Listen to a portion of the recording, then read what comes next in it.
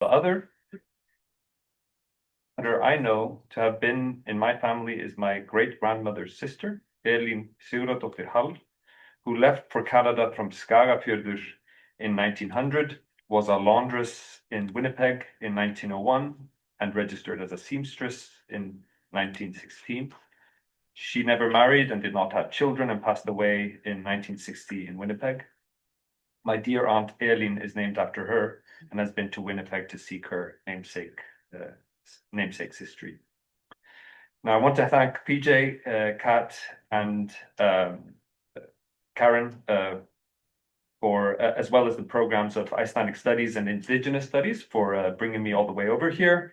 When I was interviewing for my position at the university here, I was literally in Winnipeg, and I was walking around the university looking for the people in the department, learning that they were all in Reykjavik. So I wrote to them and said, "Oh, luckily we do overlap for one day on a Sunday," and they invited me to an amazing dinner in Reykjavik, and we had a great time. And they told me about this event, and they gave me kind of a soft mention of maybe being able to come over for this. And this was very convenient because I can also come back to Winnipeg to prepare my move in January. And I was very moved by what LK described as real estate speculation being a feature of everyday life. And I identified with the embarrassment of talking about money and doing exactly this. I'm going around apartment shopping these days, and I had a really nice sit down yesterday with a Winnipeg Icelander who'd like to rent me a room in her apartment, potentially. Of course, I would not have benefited from her kindness if I had not been an Icelander, and we spoke at length about Icelandic history in Winnipeg. And you know what? We still haven't spoken about money, but ultimately that moment will come. It's that embarrassing moment. I'm afraid of lowballing her. She's afraid of overcharging me, and both of us are afraid of being ripped off. Both of us have particular needs, otherwise we would not have been brought together.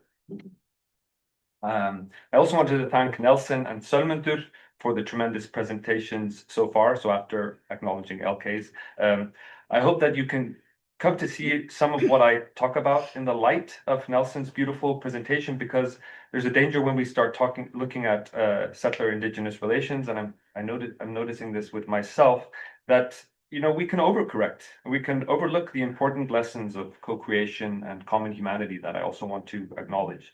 So if I am somewhat guilty of this, I apologize in advance.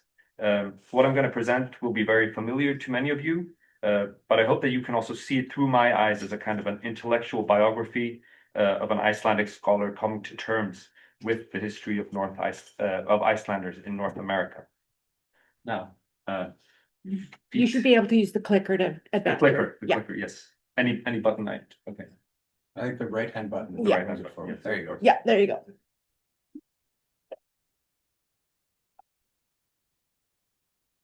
An oversized Viking statue emerges from the lake, holding a horn in one hand and a halberd in another.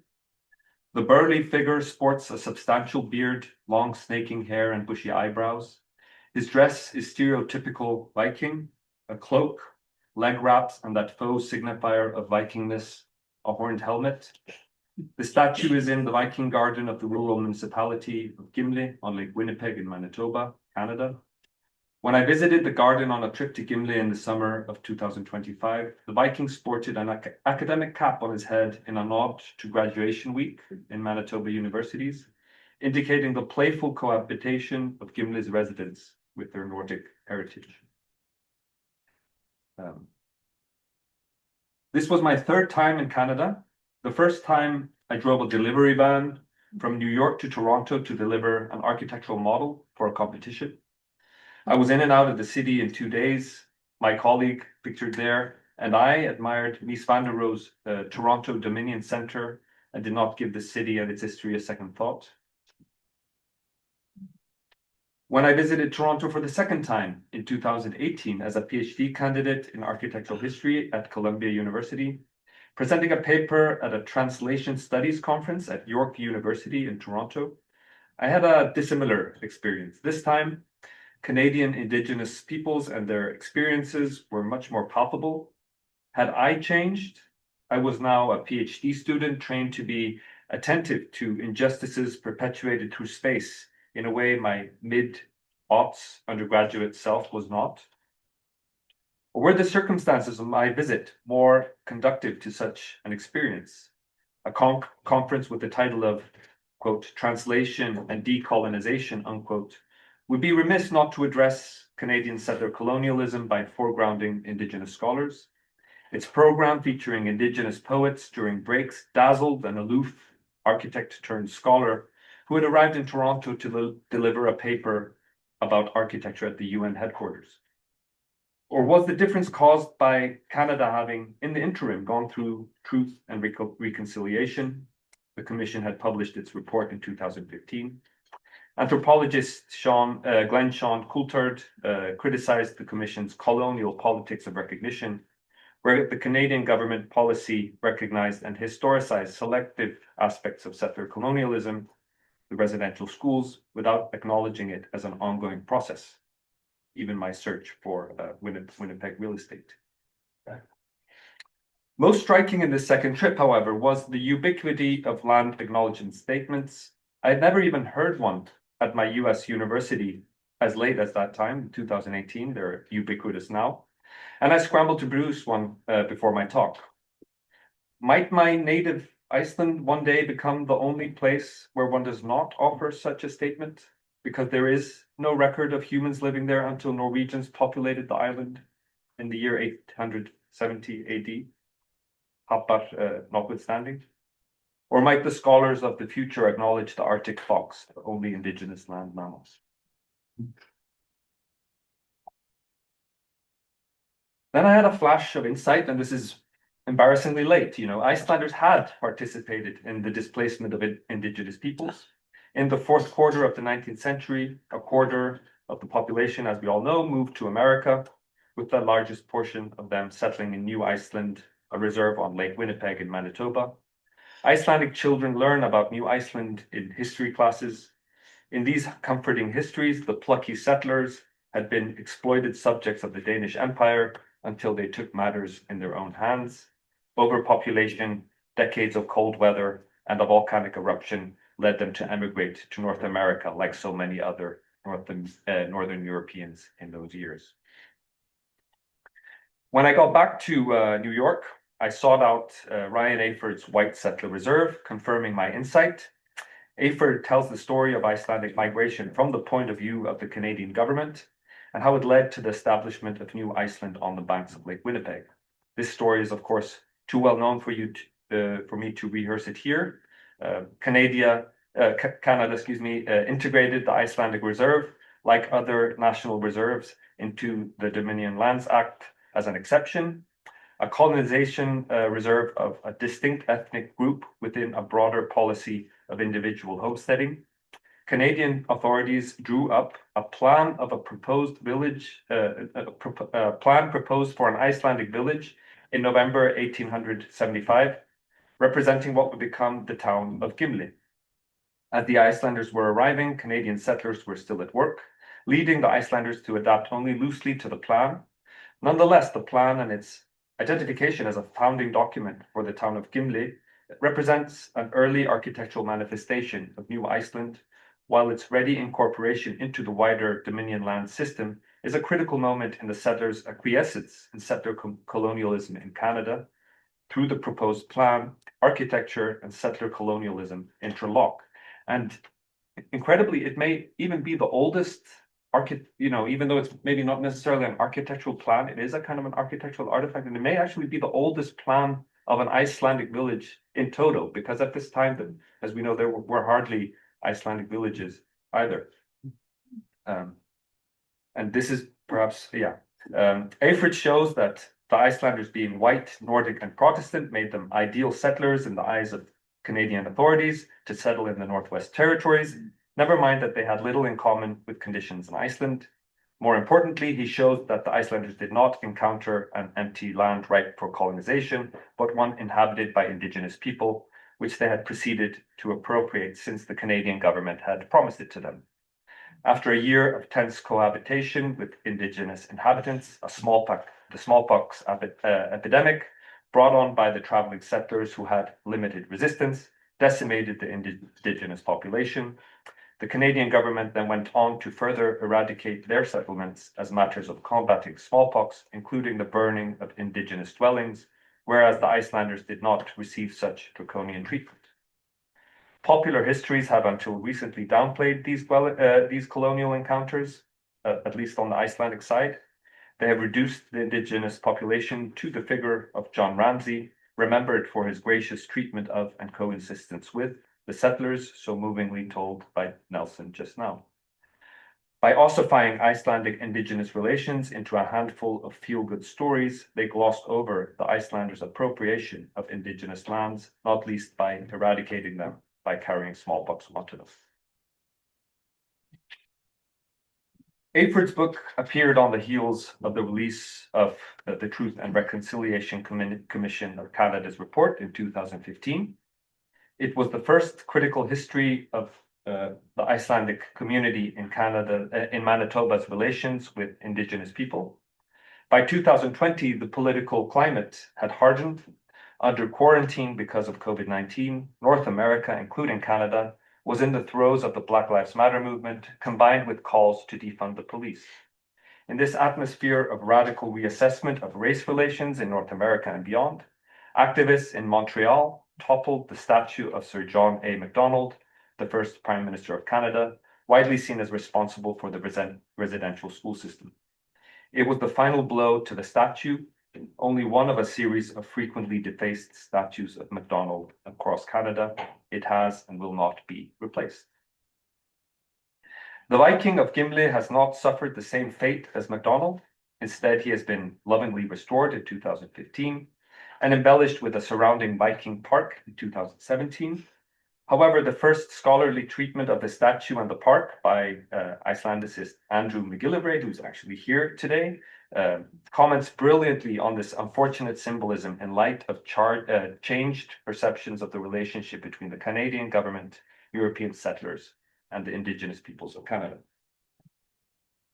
The statue was originally designed by Gissur Eliasson of the University of Manitoba's School of Art and was constructed by an Italian immigrant to Manitoba, George Barone, who became famous for his large fiberglass sculptures for sites throughout Canada.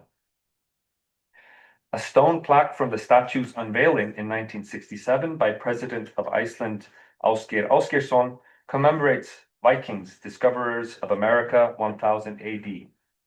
In addition to this discovery of America, the statue can be seen as also commemorating the Norwegian settlement of Iceland.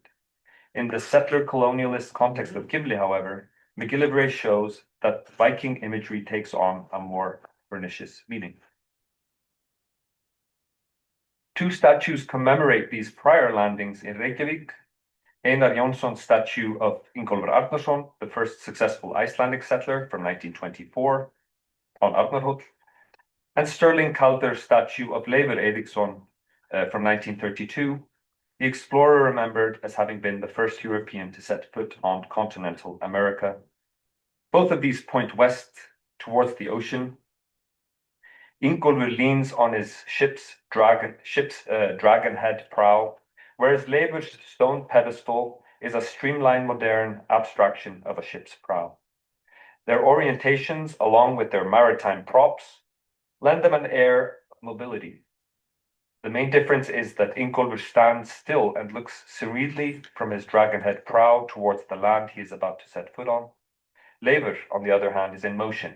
He steps off the prow onto the continent. The Viking in Gimli represents the next step, literally.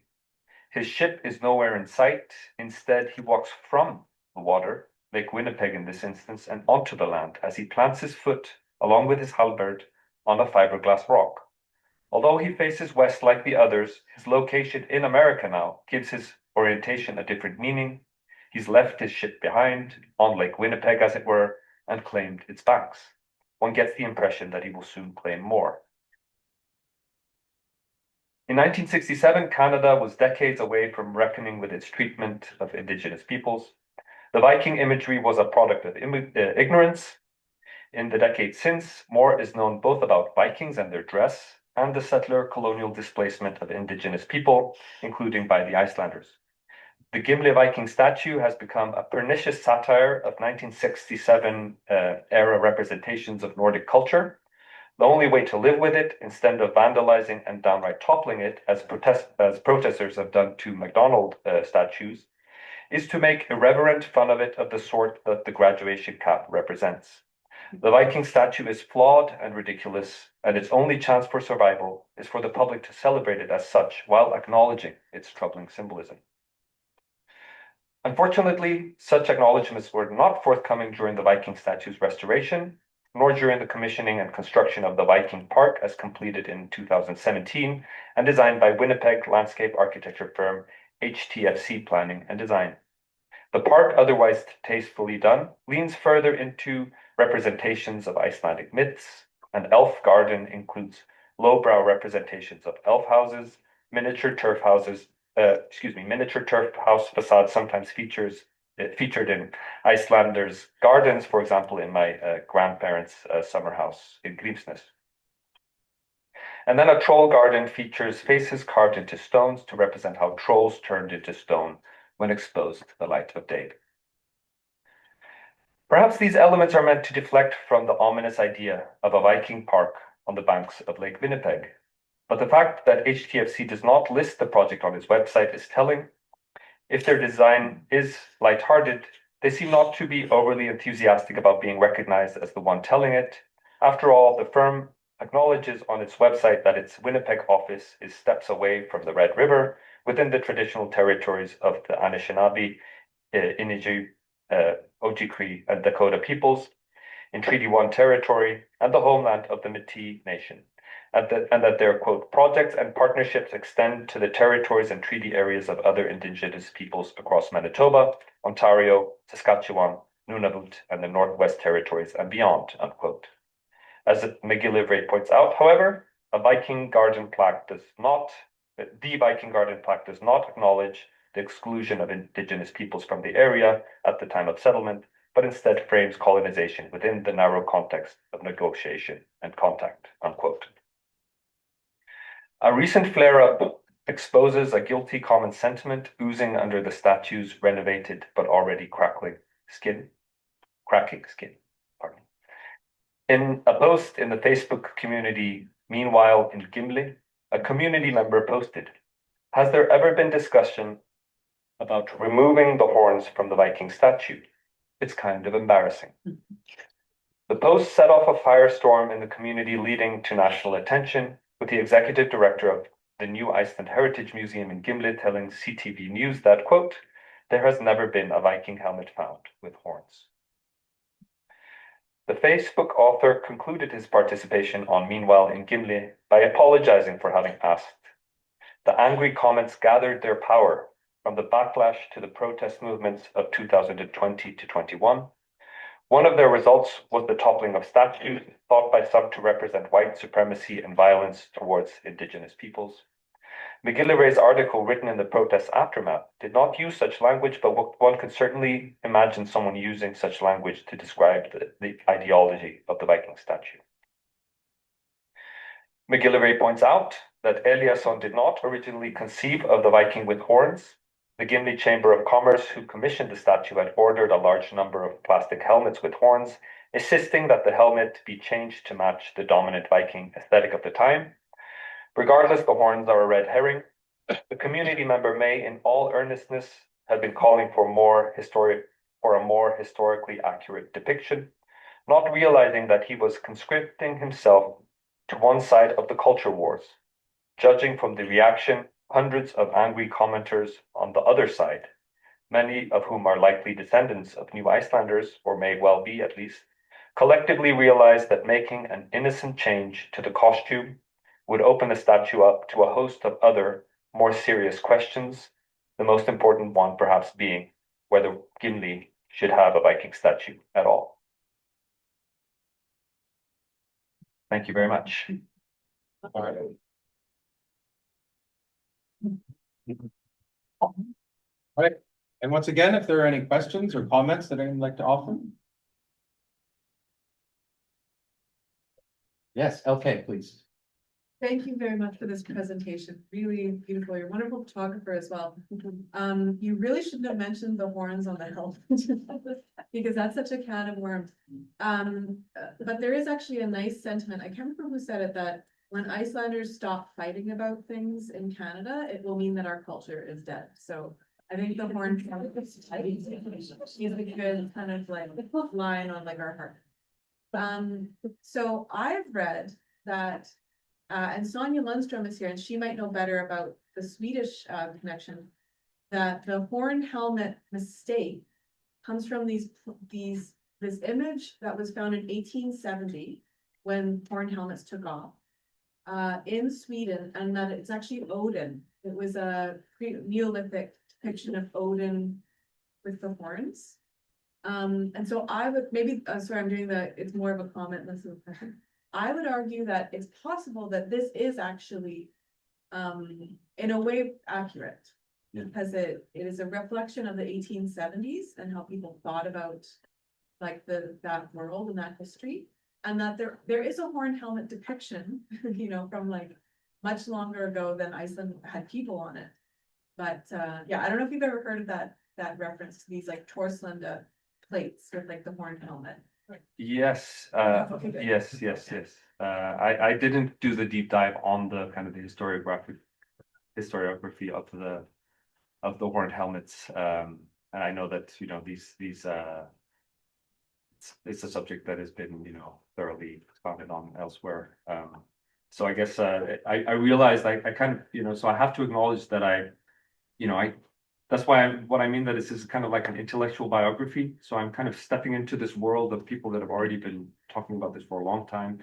And I had this, for example, at first I had this idea that I was going to compare, you know, a turf house in, you know, somewhere in Isla with a turf house, you know, with the beginnings of a building here. And that would be a really interesting architectural observation. And then I realized that this was the idea that Augusta Maxwell had and actually performed this study. So then I was like, okay, so what do we do now? And then I start thinking, okay, the Viking. How about I do the Viking? I look at the Viking, and then I come home. I'm taking all these great photographs. I'm starting to write my article, and then I, of course, come across Andy's amazing article. He's already written it, so that's why I figured I should just kind of maybe I could just rehearse this a little bit, you know, and kind of open myself up precisely to a host of, you know, being guilty of all my preconceptions, and write because in the end, it actually became an article for something called the Nordic Review of Architecture, and it's about to come out soon. And, you know, because I thought it, you know, even though it wasn't the perfect article, maybe, or wasn't the most scholarly, sophisticated, at least it would help Nordic people kind of reckon with their own histories, not the least because they're really going through the relationships between Scandinavians and Sami people in northern Scandinavia, and it has such resonances with the Canadian story, obviously the Danish interactions with people in Greenland. So that this would somehow be a great fit for this review as a kind of a Nordic history. Nordic architectural history. So that's why I felt it just, and Andy was very kind to he's here, by the way, he's back, and he was very kind to agree that it was worth publishing, even though it was somehow perhaps already, you know, not the most original observations. Yeah. Any other questions? Anyone else? I'm gonna put my neck on the chopping block.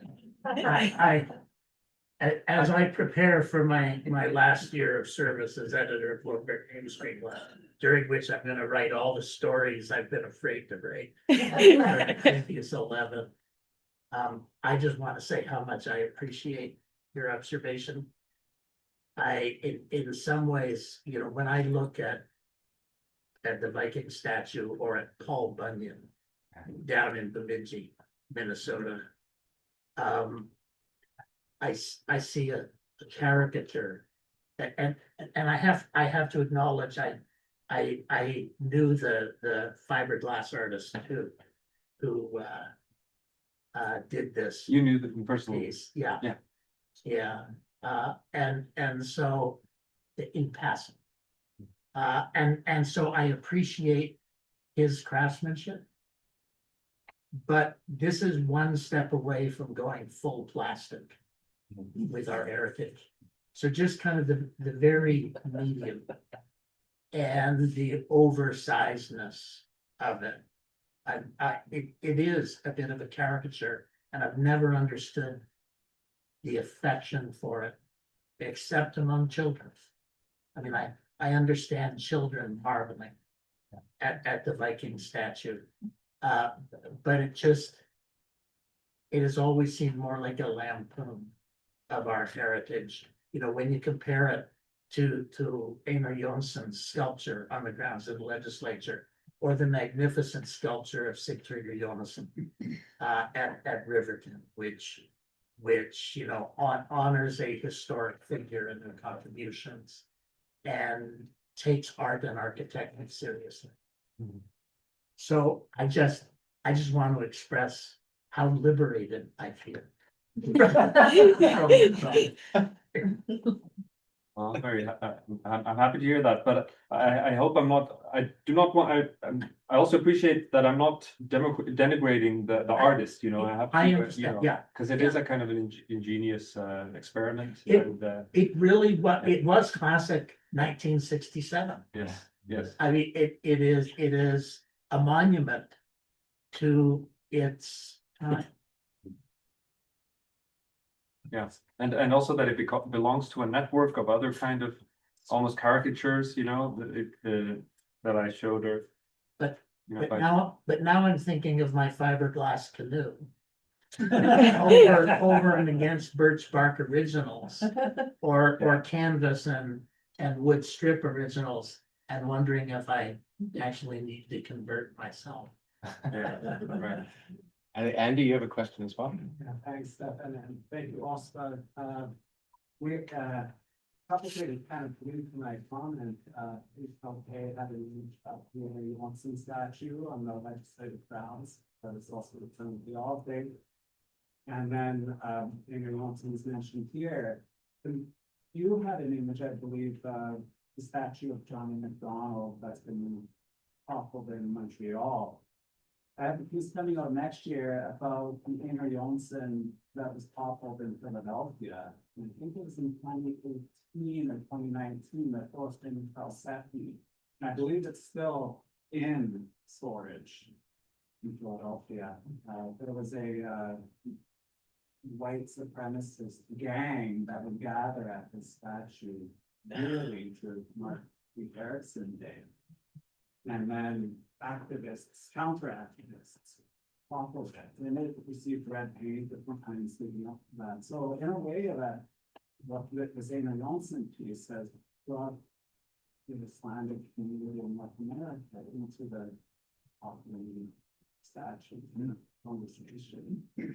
I had no idea. So now the Einar Jonsson on the ledge grounds, as far as I know, is the only publicly accessible Einar Jonsson in North America that I know of. Yes. I incidentally work in the Einar Jónsson, you know, the museum, Einar Jónsson Museum. So the original for the Thorfinn Katsnefni is in the museum. So I look at it. And then there is one object still standing in place. Yeah. You know, the movie theater. Oh, thank you for pointing that out. All right, are there any other questions or comments or catharsis? Yes? I can step in, like, if you, I guess if you look closely, like the proportions are wrong, but his leg is too long. And I might not really straight. I didn't think. It's not. Interesting. I didn't think about that. Yeah, Probably not the first thing that comes to mind.